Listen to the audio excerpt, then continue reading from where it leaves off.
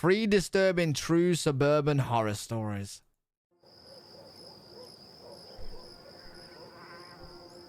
How scary can they be? This happened several summers ago when I was still living in my childhood home with my parents. I was 17. One random weekend, my parents went away for a few days without taking me with them, which was pretty much unheard of.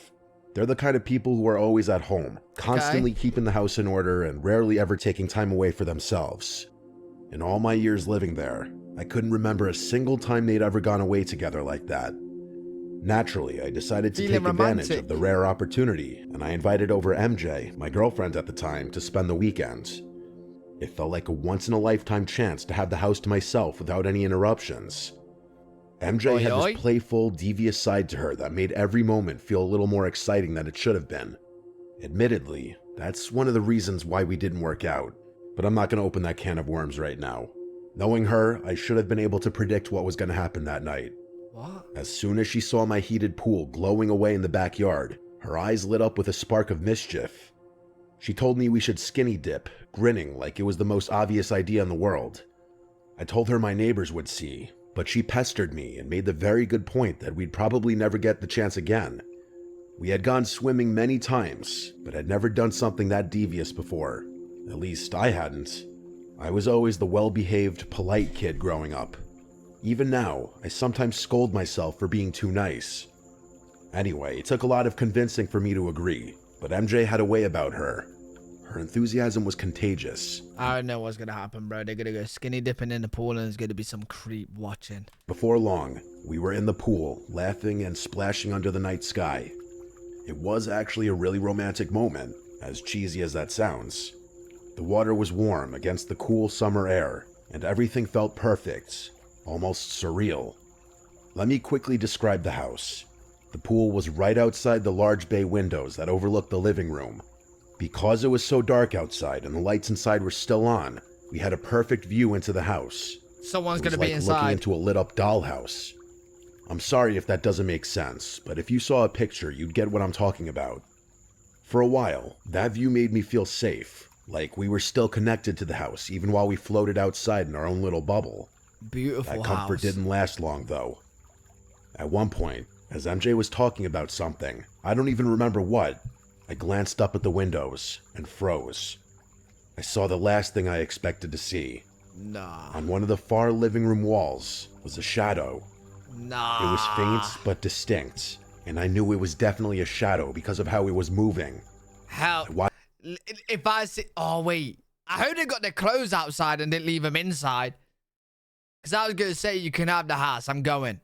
I'm going. I watched in horror as it moved out of sight, like someone was walking deeper into the house. My heart started pounding. I felt a surge of panic, but I didn't want to scare MJ. I whispered to her that we needed to get out of the pool. She didn't question me. She just quickly followed my lead as I tried to get out of the pool and dry off as discreetly as possible. I told MJ to hide in the pool house, turn off the light, and stay completely silent until I came back. Her playful demeanor was completely gone. I could tell she was freaking out. Yeah, but she was doing a really good job keeping it together. She gets the vibe. She nodded and slipped into the pool house without another word. I opened the back door as quietly as I could and stepped into the kitchen. I was going to handle the situation myself. That's just how my parents had raised me. I grabbed a knife off one of the cutting boards and started moving through the house. Well, you don't have your phone on you, buddy? You're a kid. How? 17, right? You don't have your phone on you, you're just gonna tackle this guy. Someone had definitely been in there. That much was obvious. I started noticing small, subtle signs that didn't make any sense to me. A chair in the dining room was slightly pulled out, like someone had been sitting there. A picture frame on the wall was crooked. A coffee mug I didn't remember using was sitting on the counter. Stuff like that. Stuff that no rational robber would ever waste time doing. As I moved through the house, I started considering the possibility that it wasn't a robber I was looking for. My heart rate must have been insane at that point. Call the cops, I thought bro. I was going to be tackled every 5 seconds, but nothing ever happened. I checked every room on the ground floor, but I didn't find anyone. All the doors were locked, and all the windows were shut tight. It didn't make any sense. If someone had been inside, where were they now? The In the more I attic? wandered around the house, the more my masculine bravado disappeared. At one point, I just got fed up and decided to call the police. They arrived. What do you... Yo, either he's really brain dead, yeah, or he's super strong. Either one. Because, what do you mean at some point you got bored so you called the police? What do you mean you got bored? That should be the first thing you do, bro. Nah, I got bored looking for this guy. I couldn't find him, so I just called the police. Arrived quickly and did a thorough search of the house and yard, but they didn't find anything either. No signs of forced entry, no footprints in the backyard, He's living nothing. there. They couldn't even come up with a legitimate method of entry. One of the officers suggested I might have scared off whoever it was, but I wasn't convinced. At a certain point, it was too late at night to do much else. The police left. MJ and I were too scared to stay in the house, He's in but the we didn't attic, have another bro. option. We locked every door, barricaded the bedroom, and tried to get some sleep.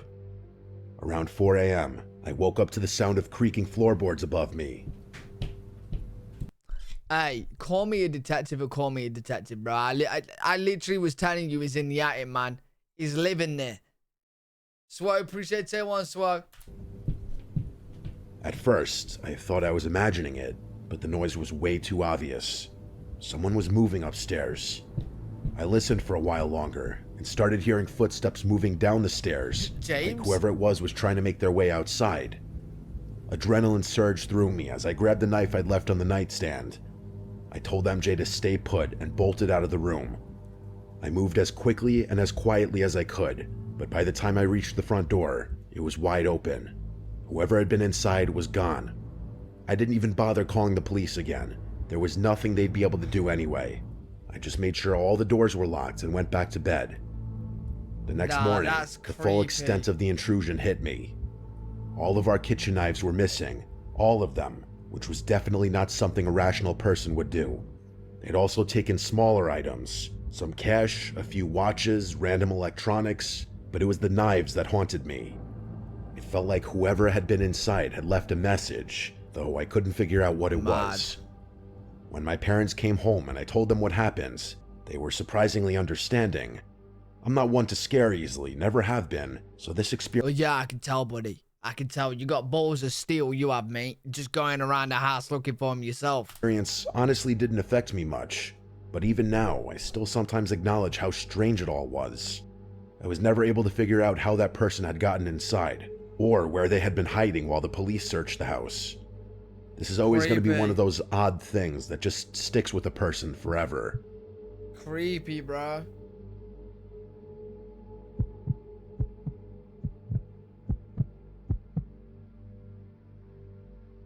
This happened last year during Hollywood Bash weekends. I go to Rowan University, and for anyone who doesn't know, Holly Bash is Rowan's big spring festival, kind of like our own mini Coachella. It's held every April on Hollybush Green, right near the historic Hollybush Mansion. There are carnival rides, food trucks, lawn games, and a concert with a surprise headliner. The whole campus shows up. It's supposed to be the most fun day of the year. I was a sophomore at the time, and like a lot of other students, I stayed out late that night. Rowan's in a pretty quiet suburban neighborhood. Glassboro doesn't really feel dangerous, even at 2 in the morning. That's probably why I didn't think much of it when I left my friend's dorm and started walking back to Chestnut Hall alone. What I didn't know was that earlier in the night, around 12:30 a.m., a group of masked people, like 10 of them, maybe more, had been seen banging on doors and riding bikes around campus, including outside Chestnut. I personally never saw that firsthand, but apparently it was alarming enough that people were posting about it online while it was happening. I didn't check any of that stuff. I was just trying to get back to my dorm. Wait, people are posting about it online? What, is there no cops up, like, going around these streets patrolling? So it's about 2:30 a.m. I swipe into Chestnut Hall, go inside, and I'm walking towards the stairs when I notice someone sitting in the lounge. That alone isn't weird. It's a college dorm. People are up all the time, but the guy was wearing a mask, not a COVID mask, like a full-on black ski mask, and he wasn't doing anything, just sitting there, dead silent. It took me a second to process. I actually paused near the entrance of the lounge, kind of frozen. It didn't make sense. I had no idea what he was doing there or why he was masked, but it genuinely freaked me out. And then, he jumped off the couch and turned towards me in one quick motion. I didn't even think. I ran down the hall and ducked into the nearest bathroom, locking the door behind me. I must have stayed in there for at least 5 minutes, long enough to hear the hallway go completely silent again. Fuck that. I didn't want to seem paranoid, but my gut was screaming at me. Eventually, I cracked the door open and peeked out. Is there? No one was in the hall. Oh. I thought maybe he had left. I stepped out. I didn't want to sprint and freak myself out even more, so I just walked toward the other exit. That's when I saw him again. He was still in the lounge, still masked, and this time he was directly across from where I had to walk. His bike was leaned against the door, and there was a chair wedged between the wall and the frame, like it had been jammed there on purpose. I had pepper spray on my keychain. I pulled it out and held it in front of me. I didn't aim or threaten him. I just showed that I had it, hoping it would be enough. My heart was pounding so hard I could hear it in my ears. I walked past him. He didn't try to stop me. He didn't even flinch. It was like he wanted me to see him. Like the fear was the whole point. I didn't look back. I pushed the other door open and left the building.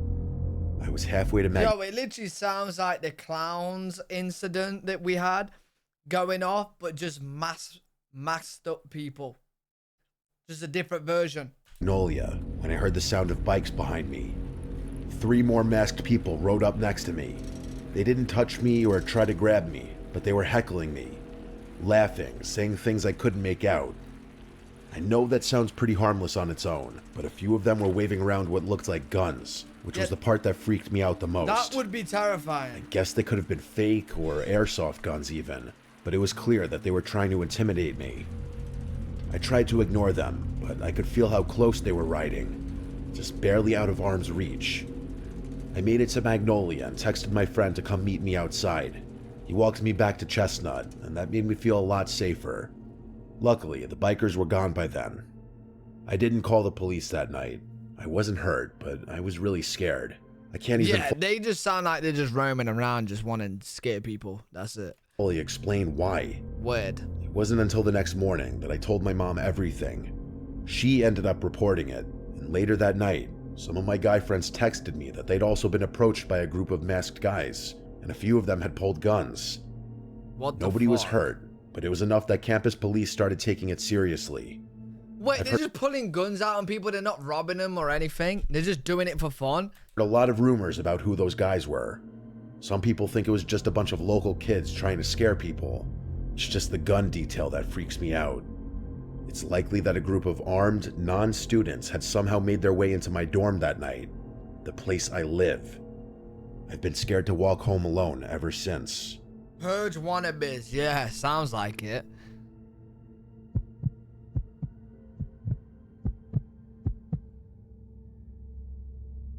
This story happened 2 summers ago, back when I was still dating Amanda. I've kept it to myself for a while, not because it's embarrassing or anything, but because I didn't want to risk unintentionally doxing her or her family. Okay, fair enough. Now that we've been broken up for over a year, I think it's safe to talk about it. At the time, Amanda was working as a camp counselor for a summer program in the city.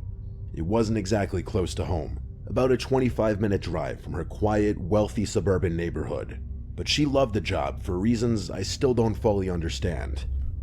I always thought it was a little beneath her, especially considering her aspirations in life, but I wasn't going to be a jerk and outright say that. Her house was exactly what you'd picture for a family in that kind of area. Big yard, 3 stories, high ceilings, and enough space to host just about any event. Okay. That's why when the camp counselors were deciding where to host their end of summer party, Amanda's house was the obvious choice. I'm probably making it sound like that was the first time she hosted camp-related parties, but that's not really the case.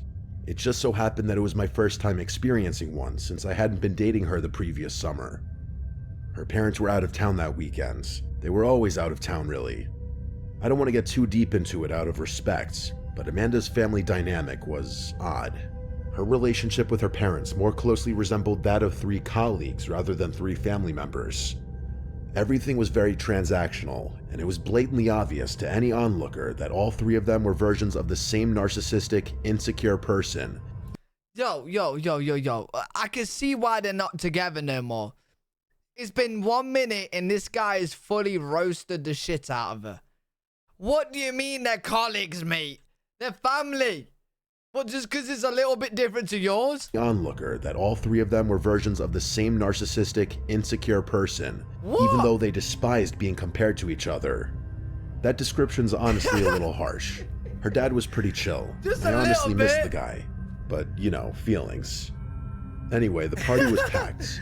Dozens of people crowded into the house and spilled out into the backyard. The vibe was lively and fun, and most of the guests were friendly and easygoing. Well, except for one guy, Pete. From the moment he showed up, I had a bad feeling about him. He was loud, overly confident, and spent way too much time talking to Amanda. It wasn't just small talk either. So you it was was jealous? full-on flirting. Okay. He wasn't even trying to hide it. I felt disrespected, but I didn't want to make a scene. Well, you don't... Amanda... Hey, what do you mean disrespected, bro? It literally sounds like you don't like her anyway. You haven't said one good thing about her, mate. Not one. and I had been dating for a while, and while I trusted her most of the time, she had a bad habit of being a little too friendly with other guys. Okay. It was a sore spot in our relationship. Okay. I knew bringing it up would only cause problems. So now she cheats. I didn't want to come off as insecure, so instead of confronting Pete directly, I came up with a different plan. I started acting overly friendly toward him. Every time he finished a drink, I offered him another. We talked, laughed, and before long, Pete was drinking faster than he probably should have been. I don't exactly have the build of a heavy drinker, So you're but the purposely Irish and fucking Mexican him in up. my blood means my alcohol tolerance is always going to be absurdly high. My plan was to get him so wasted that he either made a fool of himself and the problem took care of itself, or he fell asleep and the problem took care of itself. It was a win-win. I was kind of surprised to discover that my plan had actually worked, and sooner than expected too. By midnight, he was passed out on the basement couches, drooling into a pillow. I was smug about it, but Amanda saw right through me. She accused me of doing it on purpose, which I denied. After some tense back and forth, I finally admitted that I may have played a small role in it. We argued a little, but it wasn't anything serious. Just another disagreement to add to the pile. Still, I couldn't shake the feeling that my petty stunt had put a damper on the night. As the party wore on, the house got louder, messier, and more chaotic. I needed a break, so I stepped outside to get some air. The driveway was cool and quiet, a nice contrast to the noise inside. I was leaning against Amanda's car, just staring up at the stars, when I noticed someone standing at the far edge of the property. The figure was motionless, just standing there in the dim glow of one of the street lamps. I squinted, trying to make out who it was. When they didn't move, It's the I guy. decided to approach them. It was probably the liquid confidence that made me do it. I don't think I would have done it otherwise. I asked, "Hey, can I help you?" Trying to sound friendly, but a little assertive. The figure took a few slow steps towards me before stopping. It was definitely a man, that much I could tell, but I couldn't make out any notable features since it was so dark. He didn't answer my question. Instead, he asked, "Are your parents home?" The question threw me off. It wasn't just what he asked, it was how he said it, like he already knew the answer. Maybe he's a neighbor that's pissed off about noise. Maybe. Before I could respond, he repeated his question, this time name-dropping Amanda's parents. He knew who they were. That was Could be a enough to turn neighbor. the unease I'd been feeling into full-blown suspicion. Could be a neighbor. I lied and told the guy my parents were inside, even though part of me thought he knew I didn't live there and that I was lying. Still, I thought maybe I could deter him from doing whatever he was gonna do. The guy nodded and just said okay, before turning and walking away. I expected him to head to a car or another house, but he didn't. Instead, he walked straight down the street, disappearing into the darkness. I watched him for as long as I could, but it was too dark to tell where he went. Something about it didn't sit right with me, but I tried to brush it off. I went back inside and ended up in the basement playing ping pong with a few other people. Amanda had a pool table upstairs, so most of the crowd was up there, leaving the basement quieter.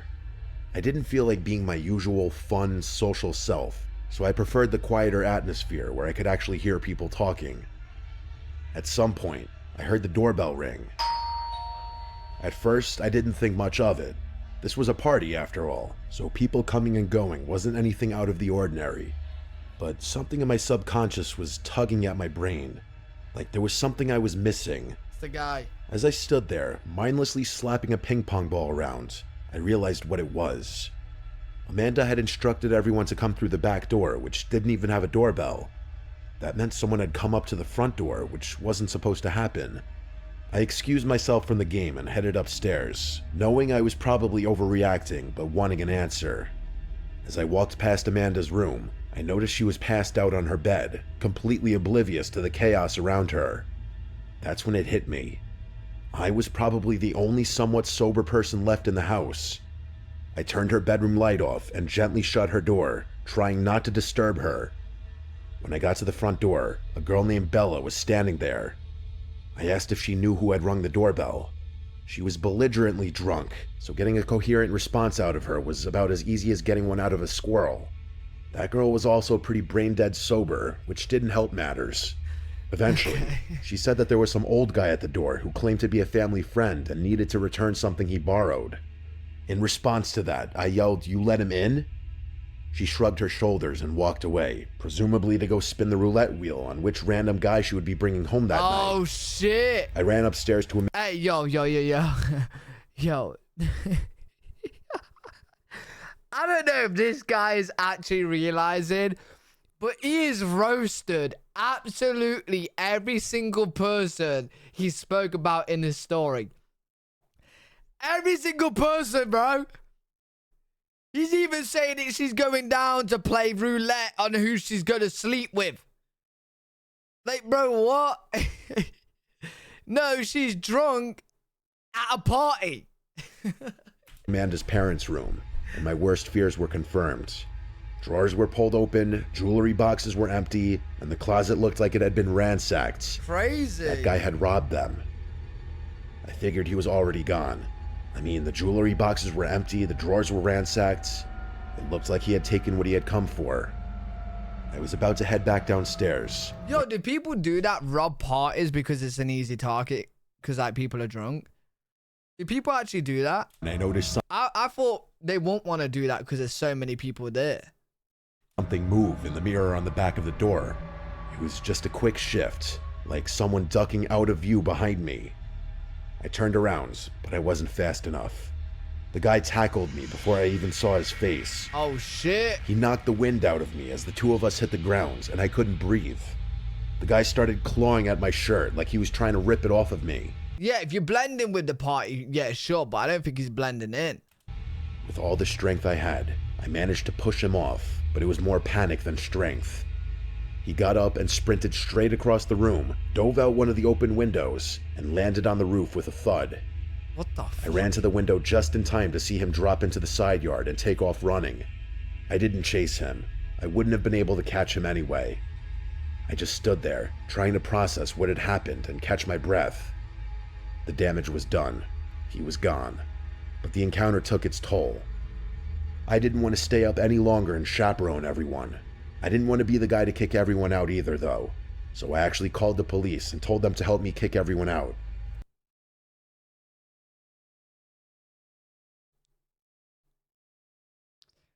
Yo, this guy's just done everything wrong, bro. Just done everything wrong. The thief has already took off with this stuff, right? The cops aren't going to get him. So now, you've actually just called the cops on everyone in the house. For probably underage drinking as well.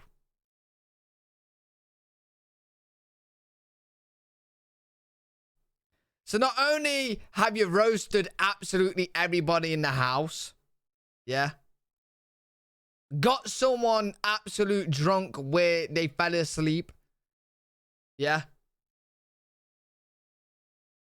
and then you also shutting it down with the cops. With the cops, yeah? With the cops. Most of the local officers knew Amanda's family, so it wasn't like they were going to arrest anyone or do anything drastic. Okay. The cops came and kicked everyone out, and I secretly thanked them for their help. After they left, I went downstairs, slapped Pete awake, and told him he had to find some way home. So now you slap Pete awake. This is the guy that you pretty much drugged. Not drugged, but got drunk. And just left him stranded. He threw up before calling an Uber. Nice. The next morning, Good job. Amanda had no choice but to call her parents and tell them what had happened. On his shoes. They were furious, as anyone would be, but Amanda didn't seem to care. She had always been rebellious, brushing off authority like it was beneath her.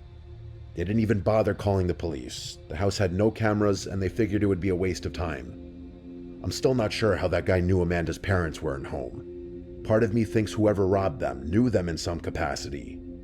Looking back, Maybe. that night revealed more about Amanda than I wanted to admit. Her indifference, her carelessness, it was all a red flag I should have taken more seriously. Bro, she was drunk. What do you...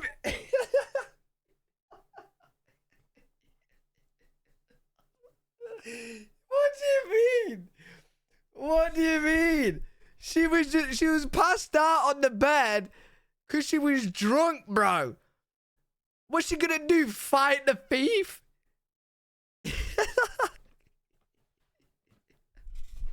Yeah, I actually think this guy writing it actually tag teamed with the thief, and this was a joint thing.